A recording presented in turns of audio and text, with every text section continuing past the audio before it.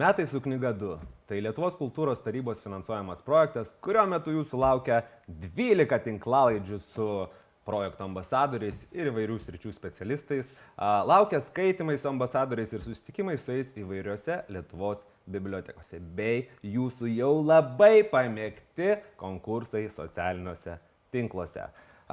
Projektą organizuoja Apskričių viešųjų bibliotekų asociacija. Man labai smagu būti viso šito dalimi, bet šiandien dar smagiau, nes šalia manęs išskirtinė asmenybė, žmogus enciklopedija, gamtininkas, gamtos fotografas, rašytojas, TV laidos vedėjas, ornitologas, 4 vaikų tėtis, Marius Čepulis.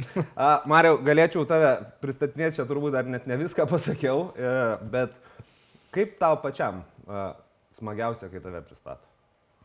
Čepulis. Viskas? Nes Labą dieną, aš esu Čepulis. Jo. Ir dar smagiau todėl, kad Čepulis yra tapęs tokia jau net bendriniu žodžiu. Tai yra jau, kai tu Čepulis. Tu Čepulis. Jeigu tu esi gamtos fotografas, jeigu tu fotografuoji kažkur, tai lakstai gamtininkas, tai Čepulis. Čia brandas. Brandas toksai. Iš tikrųjų, aš tokią slaptą mintį ir turėjau gyvenime padaryti savo pavardę brandu. Tai yra savo tėvo pavardę, ne savo pavardę. Taip. Nes aš net vaikams sakau, važiuoju Čepulį. Čia ta. Žinai, kur visi, jau turbūt visi žino. Gerai, bet grįžkim į vaikystę. Ar vaikystėje buvo galima stebint Marių žinoti, kas jis bus užaugęs? Iš dalies taip. Ta prasme, bičias, kuris laksto ten paskui visokius vabalėlius, kuriam įdomu visokios ten vikšrai, sraigės, boružėlės. Įdomiau už turbūt kaip jas padaryti, kad jos nejudėtų su kokiais ten toris aparatais arba pelės pjaustyti.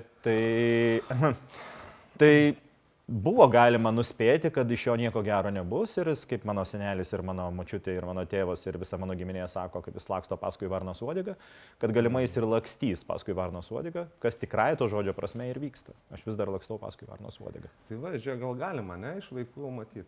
Aš manau, kad iš principo galima nuspėti, kas tu toks būsi. O ar buvo vaikystėje kažkokia knyga, mes vis tiek apie skaitimą kalbam, turim pakalbėti ir apie tai. Ar buvo kokia vaikystėje knyga, kurią galbūt dar negalėjai skaityti, bet jau vartei ir ji kažkaip tave įkvėpė tai meiliai, gamtai? Meiliai mane įkvėpė erškėčių paukščiai, aišku, bet kai čia buvau paauglys. Čia gal ne visai vaikystė. Mama neleido man jo skaityti, nežinau kodėl. Iš tikrųjų žinau, ten yra toks skyrius Lukas Onilas. Tenai žinau. Bet pagrindinė knyga, kurią skaičiau daugybę kartų, kokį, nežinau, gal 100 ir nėra, bet arti to. Tai buvo Harka kelias tremtin. Tai aš net nežinau autoriaus. Labai sunkus pavardė, turbūt labai sunkiai neatspėsiu, net neprisiminsiu, bet būtent Harka kelias tremtin apie indėnus, šitą pirmas skyrius. Aš ją mokėjau mintinai, aš grįždavau iš mokyklos, 1 klasė, 2 klasė, vos tik išmokau skaityti, aš pasiėmiau šitą knygą. Grįždavau iš mokyklos, pasidarydavau sumuštinį su kumpiu, pasidarydavau mėlynių arbatos, atsisėsdavau ir viskas, manęs nebėra. Ir perskaitai vieną kartą, praeina porą dienų ir vėl iš naujo pradedi skaityti. O kodėl? Mano dukra dabar turi knygą, skaitau jau ten 12 kartų ir aš niekaip nesuvokiu, kaip galim, ką vėl atrandi. Man tai gaila laiko, tai aš noriu kažką naujo skaityti, žinai. Kodėl? Tais laikais nebūdavo visų pirma daug ką veikti, daug ką žiūrėti, o ten kiekvieną kartą skaitydamas tu surasdavai kažko naujo ir suprasdavai kažką naujo. Kodėl apie indėnus? Nes ten būdavo labai, labai gražiai aprašyta visų pirma, kaip jie medžioja, apie gamtą, apie kaip jie seka, kaip jie prieina. Ir galų galia tais laikais dar aš buvau vis tiek indėnas. Tai yra, buvau pasidaręs ir indėnų plunksnas ir pasidaręs tomahawką, kirvį. Ir ten visokius ginklus prisidaręs ir lakstydavau, apsimetęs to indėnų po parką, sekiodavau žmonės, tikrus gyvus žmonės sekiodavau. Aš dabar įsivaizduoju, kaip tiems suaugusiems žmonėms būdavo keista, kai paskui juos laksto kažkoks bičas parke ir jie apsimesdavo, kad manęs nemato greičiausiai. O paskui grįžęs skaitydavau šitą knygą. Vėl. Paskui, aišku, jau atsirado ir Vinetu, ir Pėdsekys, ir taip toliau. Bet knygos apie indėnus buvo pagrindinės mano vaikystės knygos. Kol neatėjo mokytoja ir pasakė, kad reikia skaityti lietuvių literatūrą. Ką reikia? Jo, ir aš tada pasakiau, eikit jūs visi, aš neskaitysiu. Ir aš skaičiau tik tai knygas apie gamtą. Visiškai aš buvau prieš nusistatęs antisisteminis žmogus, dabar tai pasakytų turbūt. Aš skaičiau tik tai apie gamtą. Vieną apie gamtą. Ir visą literatūros sąrašai, kurie buvo ilgiausi, ką reikėdavo perskaityti. Ne, jeigu tai nėra Lorenzas, jeigu tai nėra Tadas Ivanauskas, aš neskaitydavau. O gerai, dabar jau suaugęs žmogus, jau daug perskaitai. Tai top 3 knygos, kurios gyvenime gal kažkokią padarė įtaką, jau vieną žinom, dar kokios 2. Bet jau čia gali būti ir paauglys, gali būti jau tėtis būti. Astrida Lindgren, Mes Varnų saloje. Čia yra turbūt po Harkos yra numeris 1 ir aš ją skaičiau, skaitysiu ir dabar aš skaitau, aš ją verkiu, kai skaitau. Visą laiką. Yra poros skyrių, kur aš visą laiką apsiverkiu. Ir vaikystėje verkdavau ir dabar apsiverkiu. Ir turbūt Sapkovskio Raganius. Tiek rusiškai, tiek lietuviškai. Bet pirmi labiau skyriai. Bet čia jau labiau jau suaugusio žmogaus. Tiesą pasakius, aš paskui norėjau pasivyti tą literatūros sąrašą, kurio aš neperskaičiau kažkada. Ir aš pradėjau skaityti, ten yra tarptautinės literatūros lobynas, kažkokia knygų serija, daugybė ten tų knygų.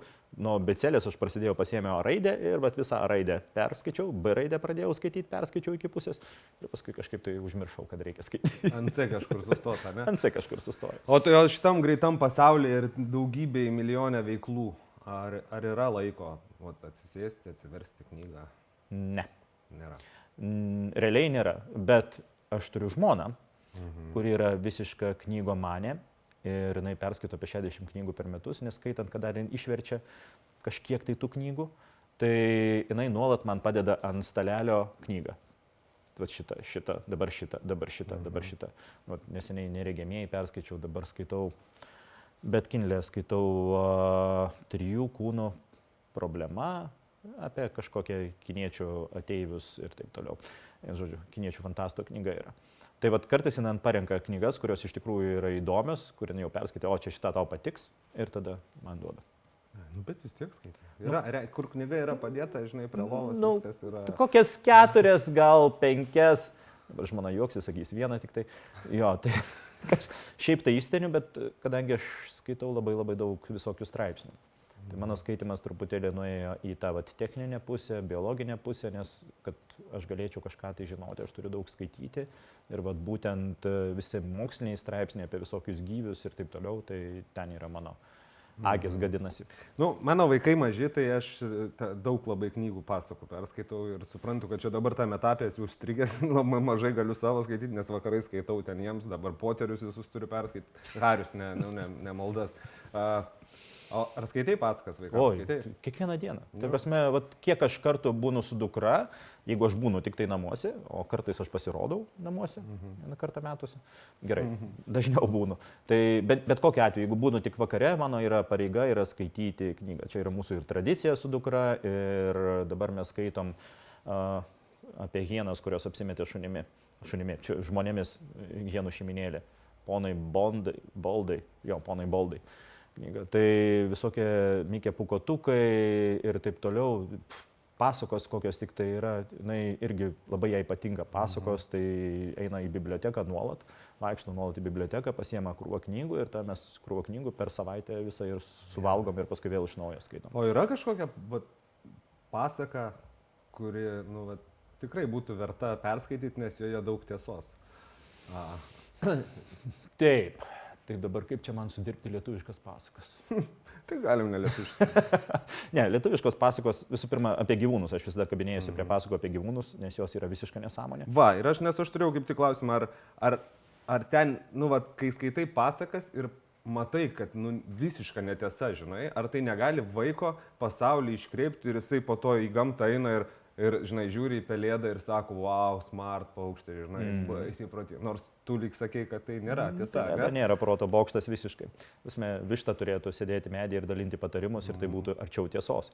Tai jo, iš tikrųjų taip ir yra, visiškai teisingai, tai yra mūsų lietuviškos pasakos sugadino įsivaizdavimą apie gamtą.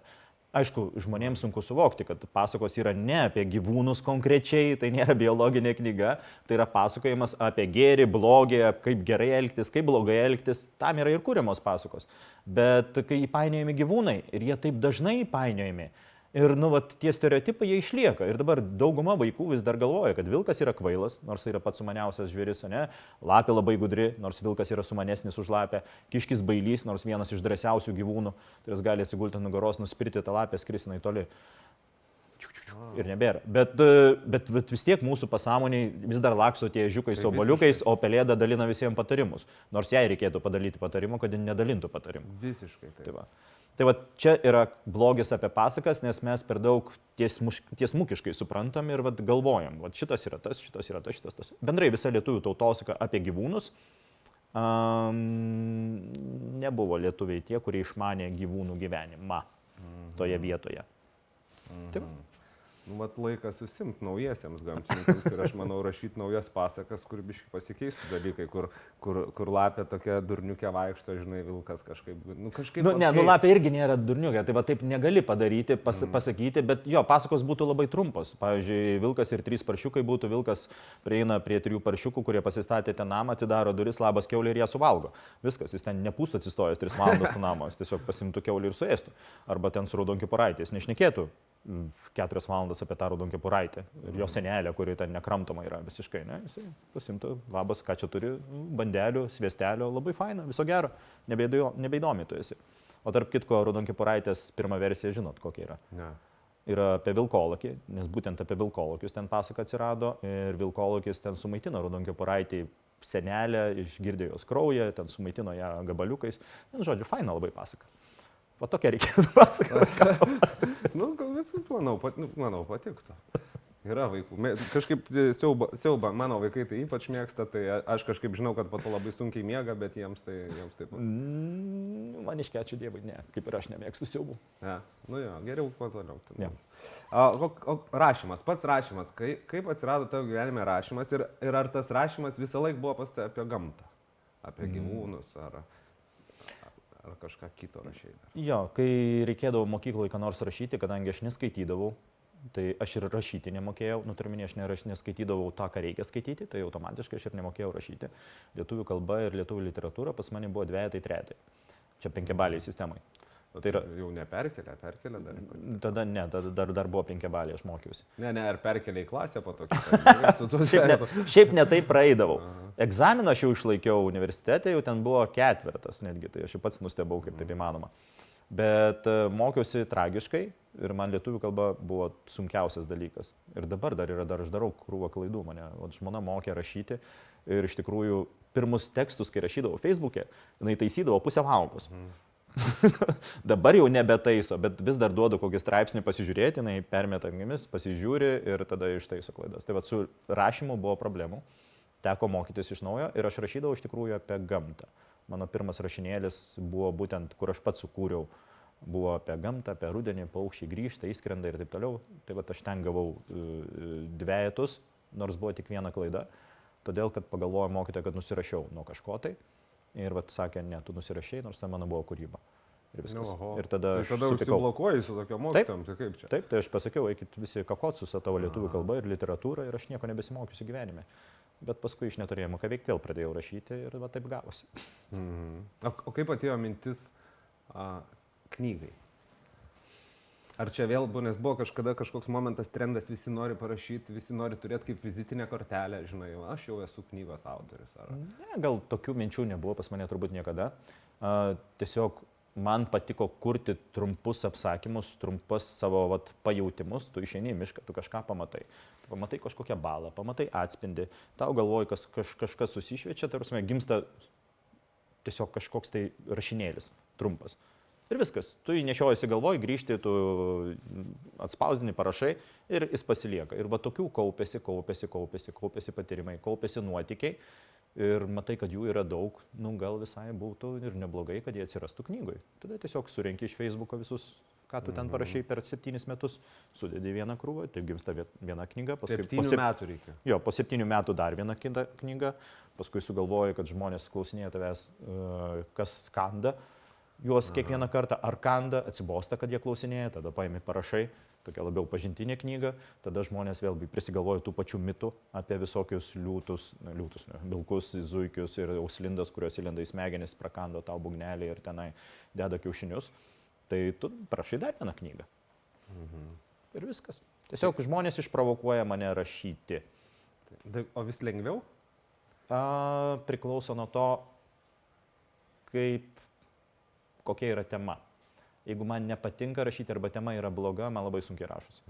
O jeigu aš tiesiog degu šitą temą, man labai faina, pažiūrėjau, apie kokią ten anakondą, porą savaičių reikėjo parašyti. Viską žinai, įsivaizduoji bent jau, arba jeigu reikia pasitikrinti informacijos ir labai greitai viskas pasirašė. O kokią nori, kad emociją žmonės iš tavo kūrybos pasimtų? Oi. Aš nelabai noriu, kad jie kokios nors emocijos imtų. Aš noriu, kad jie skaitytų ir kad jie suvoktų taip, kaip jie gali patys suvokti, kaip jiem patinka, bet kad įsineštų galbūt pagrindinės mintis iš tos knygos. Ta prasme, kad gamtos nereikia mylėti, kad gamtą reikia saugoti, kad žmonės yra patys didžiausi, baisiausi gyvūnai miške, PVZ. Kad tas pagrindinės tiesas, ką aš bandau per visus savo pasakojimus, per paskaitas papasakoti, aš noriu, kad jie būtent tuos dalykus suprastų. Tai toks gamtos influenceris. Taip, nes kas daugiau.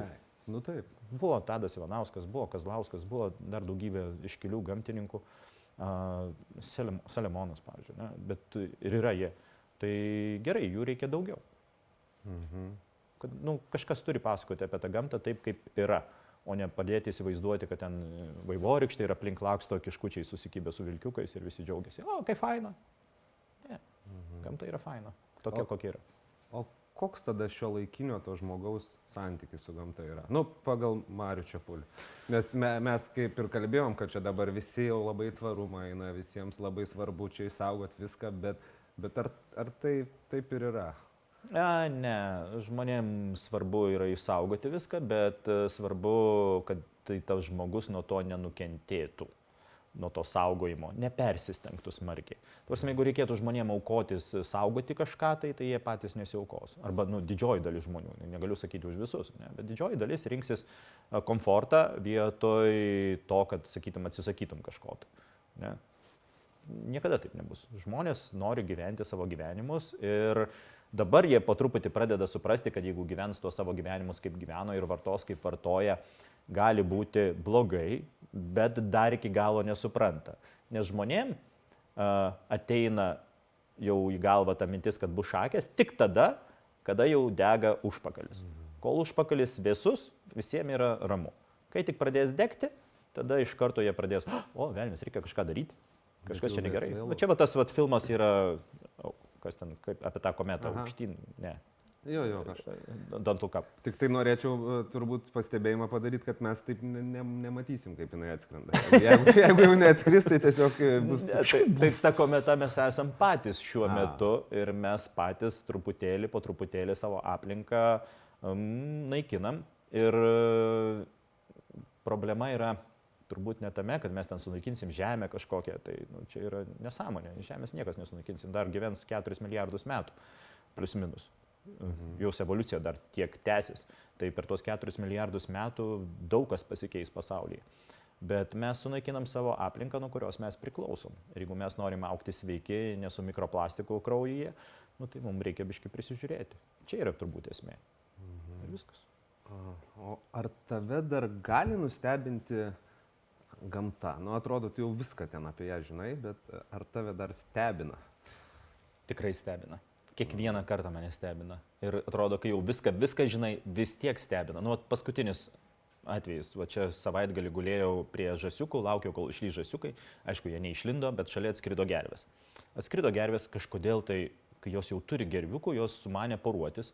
Patelė pakviečia patiną, ten įskidžia sparnus, ateina patinas, užlipa ant nugaros ir viskas. Nulipa patinas. Ir tada patelė iš laimės pradeda šokti. Patelė kaip gražiai šoko. Jo, ir šokinėja, makaluojasi, jinai 10 minučių, pirmyn, atgal, kaip nublūdusi. Jei!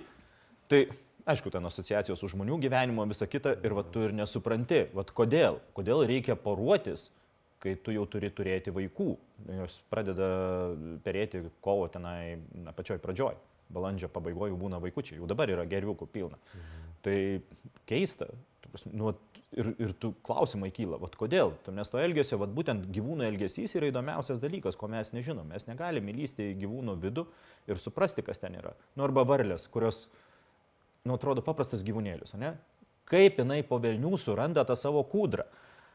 Įsirita kažkoj baloj, paskui išlipa, keliauja ten tą rūpužę kažkur, nueina 3, 4, 5 km ir kitais metais, arba kai subręsta, grįžta lygiai tą pačią balą. Jeigu tos balos nebėra, grįžta į tą vietą, kur ta bala yra. Kaip? Mokslininkai džiunglėse daro tyrimus, paima varlę, nuneša per džiunglės, padeda kažkur tai ir jinai grįžta tiesiu keliu į tą pačią vietą. Džiunglėse, kur jos matomumas yra metras priešai save. Žmonėm duoda GPS'us, jie grybauja po visas džiunglės, kol suranda su šiuolaikiniam technologijom. Tai kaip gali gamta nestebinti. Ir apie santykių pasakėjai. O žmonės panašus į gyvūnus šiaip, mes turim panašumų. Kadangi mes esame homo rūšies bežionė, homo genties, atsiprašau, ne rūšies, homo sapiens rūšis. Tai mes, kadangi esame šitą bežionę, tai mes bet kokiu atveju esame gyvūnai, mūsų veikia lygiai tie patys dėsniai, tik tai nuo dalies mes jų esame atsiriboję. Tai natūraliai atranka mūsų taip lengvai dabar neįveikia, nes mes turim vaistų. Savo gyvenimą prasitęsim ir taip toliau. Tai čia vienintelis dalykas, kas nėra taip. Ir mūsų ten bet koks vilkas ten labai lengvai jau nebesuvalgys. Arba lygos visos mūsų taip lengvai nepribaigs. Mes dar netgi turim galimybę pasenti, ko tokios galimybės neturi didžioji dalis gyvūnų. Jie vis tiek miršta nuo lygų arba su juo suėda. Tai jie neišgyvena iki savo amžiaus, kiek galėtų gyventi. Didžioji dalis. Tai mes esam gyvūnai, mes esam lygiai tokie pat gyvūnai. Tik tai truputėlį išėję iš gamtos. Aš galvoju dabar apie tą gervę, tai gal tas patinas tiesiog buvo labai geras, žinai, ir tiesiog jinai galvoja, reiks metus laukto, jisai davė jai anksčiau. Bet gervės, pavyzdžiui, neturi išorinių lytinių organų, tai ką jis davė, jis ten kakutį įdėjo. Tik tai, sėklą įdėjo, jis tai tik tai, ten nėra kaip sukelti malonumo. Paukščiai paruojasi, yra kloakų pasibučiavimas, labai gražus žodis, viskas. Čia tau ne gulbė, arba ne antis. Kai pasakau žmonėm, kad gulbė turi, tai tada žmonės nebegali normaliai gulbę žiūrėti. Nes tada iš karto. Irgi negalėsi normaliai žiūrėti. Gerai, fotografuoji viską. Daug. Dieve, tu mano, kaitas, gamtos ir panašiai. Kiek kadrų esi padaręs per savo gyvenimą? Yra kažkoks skaičius? Aš turiu dabar susirašęs, kiek aš dabar turiu nuotraukų. Tai jų yra virš 130 000, bet čia maždaug per 15 metų plius minus. Čia jau atrinktos? Čia plius minus jau atrinktos yra. Jau, ten būna dar keli kadrai, ten video dar yra ir taip toliau, bet panašiai tiek failų yra. Bet turbūt esu padaręs kokį 20 kartų daugiau. Daugiau, gal net 100 kartų daugiau esu padaręs. Tai ištrini, palieki tik tai geriausius, nes ten kokia nors fotosesija, tu išeini į mišką, viena fotosesija gali būti 1000 kadrų. Jeigu ten kažkas labai faino vyksta, gali būti 2 kadrai. Visai būna. O dabar kilo klausimas vienas. Tu fotografuoji jau, kiek, 20 metų, 25? 15 rimtai. 15. 30 nerimtai. Ar yra kokia nors gyvūnų rūšis, kurią jau esi nufotografavęs, bet jinai yra išnykus jau? Gal kad išnykusi turbūt nėra tokios, bet, pavyzdžiui, kurie, pas mus, kad visai būtų išnykusi iš pasaulyje, tai turbūt nesu taip dar nufotkinęs, bet yra rūšis, kurios po truputį traukiasi iš mūsų. Tai, pavyzdžiui, koks nors tenai baltbruvis strazdas kažkada tai pas mus perėdavo, dabar jo tik tai migracijos metu atskrenda tetervinas, pas mus dar yra, anksčiau būdavo daugybė, dabar jie traukiasi ir bėga iš mūsų. Baltasis kiškis irgi po truputį nyksta ir čiuožia į šiaurę. Tai jo, yra daug rūšių, kurios gali būti ant išnykimo ribos, bet dar nėra išnykusios. O kodėl? Ką mes padarėm čia? Ką mes padarėm? Miškus kertam? Ne, mes sunaikinom jų buveinės. Tai yra, mes naikinam gyvūnų buveinės. Lietuva yra 1% neliečiamos gamtos. Visos. Tai, ką jūs važinėjat po visus miškus, yra liečiama gamta ir ten yra žmogaus veikla. O mes turim 1% rezervatų, kur žmogus negali teoriškai kelti kojos. Gavau baudą. Aš einu žygius per visur ir ten buvo vienam rezervate, gavau baudą, nufotografuotas buvau, atsiųsta ir... Jaučiu kokios nors nesfotografuoja prie Tauragės. Deda irgi Facebooką visus. Taip. Tai va ten geriau nevaikščioti. Reikia atsiprašyti, neprasiprašyti, o gauti leidimą ir turėti tam tikrą priežastį ten eiti, nes ten nori, kad iš viso nebūtų jokios žmogaus veiklos, už tai ir negalima ten vaikščioti. Tai va mes turim neliečiamą 1% gamtos, kur jinai gali tenai klestėti. Kaip galima klestėti 1%, aš nelabai įsivaizduoju, bet tiek ir klesti. Tai va toks yra pas mus su gamta. situacija. Nu, svajonė kažką nufotografuoti vis dar. Aš žinau, kad buvo kurmi. Yra tokia. Yra dar vis. Dar kurmė. Nu, gal šiemet padarysiu jau tą kurmį. Jau reikia užsiimti rimtai. Jau Atrodo, tokius dalykus matai ir, žinai, galvoju, kurmi. Aš atsimenu knygutę, tas kupstas išlindęs kurmis, galvoju. Jo, jie kiekvieną dieną išlindė, tai paprašai, labas kurmi išlys, prašom, to fotkinsiu. Ne, jie nelenda, pažiokai. Tai jo, aš ir noriu ir žebenkštį, ir šermonėlį, ir skraidantį šikšnosparnį šiemet tikrai nufotkinsiu. Jau žinau kaip, dabar tik beliko tik tai paspausti mygtuką. Gražiai vilką, gražiai lūšį, gražiai mešką tą pačią, kuris sėdi dabar Ignalinos rajone, irgi noriu nufotkinti. Nu, daugybę aš noriu dalykų padaryti. Rudoji? Nu taip, rudoji, gražioji, nuostabioji. Ne, nebaisu. Aš dabar jau į žygį, ėjau iš Italijos per Sloveniją į Kroatiją ir pasirinkau ne ten, kur turėčiau eiti, nes man po to tik atsiuntė žemėlapį šitų visų meškų. Nudėvė tu man 6 dienos per Sloveniją buvo nervų, aš nežinau, aš visur ieškau, bet pasirodo, kur jos gyvena, nes aš vaikščiau tas visas olas, nes labai patinka, ar jos ne olose kur nors. Ne, miškuose jos gyvena, visą ten, kur yra maisto. Bet meškos nėra pavojingos. Nu, ta prasme, vilkai, jeigu pjaudavo anksčiau tik tai moteris ir vaikus, ne, tai meškos tik vyrus. Ja. Tai bijot nereikia, iš supratau. Bet yra pas mus kažkur atkeliavus? Ne, jeigu meškos su meškiukais būtų, tada nereikėtų prie jos lysti. Jo, o šiaip tai jos bėga nuo žmogaus, nelenda prie žmogaus. Ir... Galėjau parašyti tau kažkaip, būčiau ramiau ėjęs turbūt. Mano sūnus pamatęs mešką, tarp kitko, Lenkijoje, kai visi jau bėgo tuntas turistų nuo meškos, jisai bėgo su mažu fotiku greitai jam fotkinti iš arti. Tai irgi kažkiek tai genų persidavė.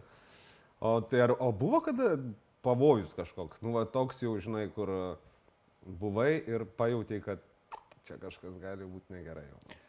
Ne. Rimto pavojaus niekada nėra buvę. Elnias tas vienintelis, kuris mane puolė, nes galvojo, kad aš esu elnias, tai šoko ant manęs grinai visiškai, nes tiesiog žinojo, kad aš esu elnias. Nu, aš vaikštų po mišką su ragais tam sudėjęs.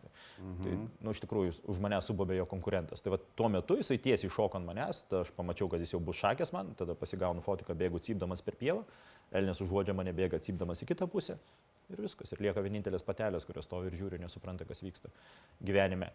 O daugiau joks žvėris, nu, dėlės, vat, kai sukando ir negyjo žaizda savaitę visiškai, kraujas bėgo 3 dienas, nu, bet ten turi bėgti, bet paskui savaitę negyjo, antrą 2-3 mėnesius gydžiausi žaizdas vien todėl, kad nedezinfikavau. Ką turėjau padaryti, va čia dėl peržioplumą, va čia galėjo būti galbūt blogiau. Šiaip tai. Bet tu turi žinojimą didelį ir dėl to turbūt gali išvengti šito. O paprastas žmogus gali jaust pavojų miške, mūsų Lietuvos miškuose, pavyzdžiui, ne? Viskas... Aš visiems vaikams pasakoju, kad pats pavojingiausias žvėris miške yra jūsų mama. Visiems su rankinuku bet ką gali pritraukti. Ne? Tai viskas. O daugiau visi žvėris jūsų bijo. Tai yra, jie užuodžia ir pabėga, didžioji dalis. Jeigu nepabėga, tau pačiam reikia pasitraukti. Ir viskas. Tai Lietuvoje, aš ateinu per mišką, atsigulu paeglė ir miegu. Pamiegu, einu toliau. Tai, ten niekas negali tau atsitikti. Bet visada reikia turėti omeny, kad žvėris, tu nežinai, kaip reaguos į tave. Visada reikia elgtis protingai ir turėti šitą galvoj. Ne paniškai bijoti, o žinoti, yra žvėris, jam reikia duoti erdvę ir reikia pasitraukti iš jo teritorijos, jeigu netyčia ten patenki. Nu, nes mes svečiuose vis dėlto. Taip, o jeigu suvalgo, tai ką, gaila. Gaila. O tu pasakėjai apie elnę su ragais. Kiek tų kostiumų turi? Tų maskuočių visokių. Na, vieną užsimaskavęs, kaip tipo skaitau knygas. O šiaip jo, turiu, dabar vaikus bandžiau aprengti 1, 2, 3, 4, 5, 6, 7, 8. 8 kostiumus. 8 kostiumus, kuriuos aš galiu taip apsivilkti. Nu, kaip jūs einate į teatrą, einate kažkur, jūs sakau, kaip žmonės. Kaip žmonės. Einate į biblioteką, einate į miestą, einate į restoraną, tarsi turite skirtingus rūbus, tai aš į vieną mišką su vienu, nes negaliu tam pačiam mišką su to pačiu pasirodyti rūbų. Žinai, juoksis iš manęs žvėris, tai aš turiu nuolat keisti. Tai briedis yra. Ja, tai arklys yra kostiumas vis dar, gulbės yra kostiumas vis dar. Dar vieną vis niekaip nepadarau. Nu, gal šiemet pavyks padaryti, nes noriu dar vieną kostiumą padaryti. Visiems sakau, kad darysiu ir niekada nepadarau, tai reikia kažkaip susiimti ir patapti dar vienu kostiumu. Noriu būti medis. Medis. Vaikščiantis medis. Aš darželį vaidinau medį per Aš grybą vadinu. Stovėjau. Jo, tai bet reikia taip, kad nepažintų tavęs paukščiai. Tai vat, noriu patapti medžiu, tik bet reikia sugalvoti, kaip vaikščioti, kaip fotografuoti tuo pačiu metu, nes šiaip apsimesti medžiu tai lengva, bet tuo pačiu metu, kad galėtum fotografuoti ir patogiai fotografuoti, va čia yra biški iššūkių. O kvapas, pavyzdžiui, būnant... Taip, paukščiam tai vienodai, ne dėl žvėrių eisiu medžiu apsimetęs. O dėl žvėrių tai jau tada visos maskuotės, užsitrini kakučiais ir lakstai. O arklys, vat, ko jisai čia ypatingas, ką su arkliu galima nufotkinti ir pamatyti? Nu, aš pamačiau, kaip arklys prieina, tai yra dedukas su arkliu privažiuoja prie pat gervių ir gulbių. Galvoju, nu žiauri, faina, vat arklys prieina, tai vadinasi, jeigu aš apsimetu arkliu, paukščiai yra durniai, jie nepažins ir prieis. Paukščiai pasirodo yra truputėlį protingesni. Šiaip yra labai labai gudrus. Ir rupūžiokai pamatydavo mane iš kelių šimtų metrų. Mano galva arklio pasirodydavo horizonte, visi dingdavo, nei vieno nebelikdavo, pamatė tą pabaisą, tą arklį. Tai prie stirnų prieidavau. Jo, prie stirnos, kol neužuosdavo, visiškai normaliai eini, galvoju, bičias kažkoks keistas. Jo, žvėris šiaip lengva apgauti. Ne, tikrai bičias keistas, jeigu su arkliu. Jeigu paimi žvėriui, parodai ausis, bet kad tu turi ausis, bet aš dabar turiu ausis, ne? Dar ausis pamosikuoji ir jie net ateina arčiau pasižiūrėti, ar tau viskas gerai. Tai vat gali juos išdurti, bet su paukščiais taip nepadarysi. O kostiumus pats, tai padarai? Ne, yra. Perku. Konstruoju visokius ten, ką reikia sukonstruoti, gulbę, tai pats pasisiuvau iš žmonos paklodės. O arklį man pasiuvo Tauragiai siuvėja viena, buvo labai keista, tai prasme, buvo labai juokinga, kai aš pasakiau, ką aš noriu ir kaip turi atrodyti. Jinai tą siuvo, bet užpakalį reikėjo pačiam susikonstruoti visą kitą, kad galėtum laisvai judėti, greitai judėti ir taip toliau. Geras. O koks pats įsimintiniausias tavo kadras, kurį pagavai ir kuris reikalavo daug pastangų ir kuriuo labai labai džiaugiesi? Ne tai, kad gražiausias tau, nes gražiausia ant tavo knygų viršelių, ne? Bet kuris galbūt buvo labai sudėtingas. Ar jie ir yra sudėtingi? Ne, tai ir šitas yra, mano įsimintiniausi kadrai būtent yra knygų viršelių ir būtent taip aš juos norėjau ir įamžinti ir palikti. Ir nebuvo lengva, vis tiek turi eiti į pelkę, gulėti ant ežero kranto, kol atplauks tie narai ir sustos būtent tokią pozą, bet tokia, kokia bus tobula šita poza, arba ten šarka, kur ten prie lavono atskris ir bus tas fonas toksai žieminis.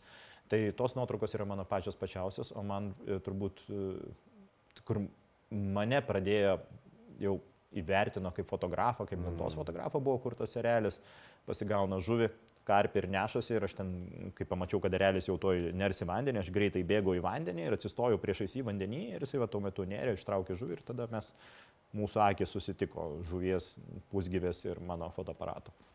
Ir tada padariau tą kadrą ir tada jau, Čepulis moka fotkinti. Tai nuostabus kadras. Aš dabar apie erelius pagalvojau. Kažkada tu sakei, kad jeigu pamatot dangui skrendantį paukštį ir bėgat ir rėkiat, kad mačiau erelį, tai tikrai turbūt suklydot ir matėt ten suopį ar kažką, ne? 90% sako, kad suopis dangui suka ratus, atspėjat. Gali būti dabar dar mažasis erelis rėksnys šiuo metu, jūrinis erelis gali būti, bet iš principo beveik visą laiką. Jeigu labai didelis, tai tai jūrinis erelis, balto uodego. Šiaip suopis beveik visą laiką. O apačioj skraido, linguoja, tokie pusgirtė, tai yra lingi. Viskas. Ne. Jokių sakalų ten ir taip toliau. Sakalai, vanagai, vištvanagai ir ten. Jie slapstos ir nepuola prie žmogaus ir tai būna šalia žmogaus ir jie nelenda taip arti ir taip smarkiai. Nėra tokie matomi. Sakalai iš viso, lietuvių liaudės vėlgi ta pati kūryba, ne? Sakalėlis, brolelis. Jie nematė nei vieno to sakalo, jie nežino, kas yra sakalas ir nežinojo, kas yra sakalas. Painiodavo su tuo pačia lingė, suopiu ir tuo pačiu vištvanagiu, paukštvanagiu. O kiek Mariaus galvoje užima vietos visi gamtoje ten gyvūnai, paukščiai, augalai, jų pavadinimai? Viską. Viską, todėl aš neatsimenu knygų pavadinimų, aš neatsimenu kinų pavadinimų, aš neatsimenu autorių pavadinimų. Aš jau dabar vardą užmiršau. Simonas, Emalonu. Aš tai pasirašiau. O viskas galvoj pas mane yra lotyniški, lietuviški pavadinimai ir ne tik tai, ir rusiški, dar ir angliški ir taip toliau, nes daug reikia žinoti. Tai jo. O, pavyzdžiui, paukštį žinai lietuviškai ir dar reikia ir lotyniškai žinoti? Tai taip. O kodėl? Nu tai, o kaip tu susišnekėsi su biologu iš kitos šalies, nu, pavyzdžiui, kas nors suopis, ne, butėjo. Viskas. Butėjo. Kamanė, bombus, gervė, grus, prapka, perdiks. Tai tokia visai lengva, prezdis. Koks nors, koks ten, akrocefalus arodinacėjus, jau truputį sudėtingiau krakšlė. Tai jau yra ką atsiminti. Tai jau krakšlė yra sudėtinga, nes nežinau, kas čia. Garsiausiai reikintis nedrynų paukštis. Okay. O ką reikia ir kiek reikia tada skaityti, norint išeiti į gamtą ir, nu, gerai, 5%, 3%, nežinau kiek, nu, ne tik lapę, ne tik tai ten kiškį žinot, bet, nu, kad truputį daugiau, kad va, o, čia. Nieko nereikia daryti, turi telefoną, atpažinimo programėlės, Google fotos, o, šitas augalas, balsą paleidi, šitas paukštis, viskas. Nu, tarpsme, būtent programėlės tikrai padeda pažinti ir aš tikrai esu už tai, kad žmonės naudotųsi jomis ir pažintų. Didžiąją dalį galima pažinti būtent su programėlėmis, o jeigu jau nori toliau domėtis, nu, tai tada yra daugybė knygų, visokiausių, tu visų net nesusirinksi apie paukščius, aišku, daugiausiai turbūt yra apie žinduolius, bet apie vabzdžius yra labai mažai, o jų grupų mes turim daugiausiai. Bet vis tiek yra. Viską galima susirasti paskui internete. Okay. Ar yra kažkas Lietuvoje, ką pamatęs Marius net pažintų? Aišku. Yra? Žinoma. Netgi ne visus paukščius iš karto atpažinčiau, reikėtų pasidomėti, nes yra tokių rūšių, kurios skiriasi tik tai balsu. Jeigu balso neskleidžia, tu net nelabai ir atskirsi, arba ten skiriasi plunksnelių kraščiukai, arba kojos spalvytė. Ir jeigu tu nepamatai tiksliai, kaip jinai atrodo, tuo metu kokia ten pečialinda, nu tu ir nežinosi. Pagal balsą iš karto atskirsi pilkoji nuo ankstyvosios. Bet iš išvaizdos, pavyzdžiui, aš ne. Vien tik pamatęs tikrai neskirsi. Nusifotografavęs, atidžiai žiūrėjęs, išnagrinėjęs, taip. Ir vabzdžių daugybę rūšių nepažinau. Apie augalus iš viso. Žalės augalaisis. Man atskirai reikia domėtis jais. Bet įdomu? Aišku įdomu. Pavyzdžiui, atskirti blužniapaprotį nuo kelminio paparčio. Eina savo, kaip sudėtingai yra pasirodo. Mhm. O gerai, o koks gražiausias balsas gamtoje tavo yra? Mano. Tavo. Bet tu negali jo leisti, visą laiką turi būti tyloj. Ne, gražiausias balsas, aš šiaip norėjau sakyti žmonos balsas, bet užmiršau. Taip, tai aišku žmonų, bet po žmonų. Galim ištrinti ir iš naujo rašyti. Bet gražiausias balsas yra man juodakaklio naro. Visiškai absoliučiai numeris 1, tai paukštis, kuris rėkia tokiu gamtos šauksmu, klykia. Toks, nu, labai fainas ir toks šiurpuliukai visada perina. Vat kai aš klausau delfinų rėkimų. Čia ne dainininkus. Jo, ne dainininko, tie, kurie tokie žinduoliai jūroje plaukia. Tai man visada ašaros bėga, nežinau kodėl. Ir vat kai klausau naro, tai šiurpuliukai per visą kūną. Nu visada, aš jų daugybę kartų girdėjęs. Ir vis tiek. O lakštingala labai gražiai gieda, jau pradėjo giedoti. Aš šiandien Kaune kažkur atvažiavau ir girdėjau lakštingalą, kur aš jį girdėjau. Pas vaikus darželį buvau, važiavau tenai. Prie Rokų buvo lakštingala. Gerai, o tą narą galima pamatyti paprastam žmogui? Taip, galima pamatyti, gyvena keliose vietose Lietuvoje, Aukštaitijoje. Išgirsti galbūt sunkiau yra, nes turi ilgiau pasidėti prie to ežero, kuris gyvena. Tai jeigu išgirsti tokį klykiantį balsą, tokį labai skardų, tai žinokit, kad ten naras. Nu ir gerai, ir pačiai pabaigai man norisi dar kokių mitų sužinoti. Nu, žinai, sakei, ežiukas neša oboliuką, ar tikrai neša? Nu, kažkokie 3 mitai, kuriuos mes didžioji dauguma, net žiūrinčių, galvojam, kad, nu, tikrai taip yra. Nu, vienas yra iš internetinių mitų, kur vaikšto vilkų grupė. Ir ten rodo, kad pirmas eina alfa, pats silpniausias, alfa visada eina iš paskos ir ten jie įsidėstė pagal visą hierarchiją ir taip toliau. Visiška nesąmonė. Ten vienintelė sąmonė yra, kad vilkai eina pėdas į pėdą ir eina kartu, nes taip yra daug lengviau, efektyviau pereiti per ten tą sniegą, kad kai minėjai pėdą į pėdą ir niekas nežino, kiek tų vilkų yra. O alfa visada eina pirmas, visada pirmas. Joks sergantis neina pirmas, sergantis niekam nėra įdomus iš principo. Tai vat patys pirmieji visada eina alfa, jeigu koks nors jaunuolis bandys užlysti, jis gaus sprandą ir niekada gyvenime daugiau nebeužlys. Tai žmonės mėgsta lygioj vietoj prisikurti nesąmonių. Nu, kad rupūžė sėda braškės, žinom visi, ne? Atsisėda ir braško ir graužia. Ne, neėda. Bet vis dar aš sutinku žmonių, kurie rimtais veidais man pasakoja, kaip jiem braškės nuėdė rupūžės. Nu ne, neėda jie tų rupūžių. kas čia dar iš kokių nors tokių naujesnių mitų. Nes buvo visiškai nauji susigalvoti ir dabar man yra užstrigę. Bet nu va, elnias su savo ragais, ne, grįžkim prie to elnio. Visi galvoja, kad elnias su tais ragais, jeigu turi, tai jisai gins savo vaiką, gins savo moterį ir taip toliau. Niekada gyvenime. Jis visų pirma nežino, kas yra jo vaikas, nes jis nežino, kiek jis tų vaikų turi, niekada atskirtų gal pagal kvapą, bet tikrai nežino, kad čia būtent jo ir dabar čia reikia jį ginti, jis pats pirmas pabėgtų. Tai yra paliktų tą jaunuolį, tegu jį drasko ir pats pirmas pabėgtų, nes jisai dar galės padaryti tų vaikų ir bus blogiau gamtai, jeigu jo neliks, o tą vienu vaikų daugiau, vienu mažiau, dzin. Tai vėlgi mes neturim gamtos užmoginti niekada. Ir tie ragai yra grinai, kad muštųsi tarpusavyje, tik tai ir parodyti, koks yra fainas ir kietas, o ne tam, kad jis čia pultų. Absoliutus. Taurusis, pavadinimas yra toksai. Jis yra visiškas narcizas. Jeigu lygintumėm su žmonių pasauliu, bet negalim lyginti. Ir nelyginti. No. Tai ačiū beprotiškai, galėtume kalbėti ir kalbėti, nes kažką tikrai sužinojau, bet ar aš atsimenu, kaip tu neatsimeni vardų, tai aš neatsimenu tų gyvūnų, bet apie apsą net nebuvau pagalvojęs. Tai labai smagu ir turėjau čia klausimą, kaip nupieštum tą ateitį, bet kiek supratau, pas tave ta ateitis labai realistinė, todėl paliksim tikėjimui, kad viskas bus gerai. Viskas bus gerai. Viskas bus gerai, aišku, viskas bus gerai. Tai ačiū labai. Ačiū labai.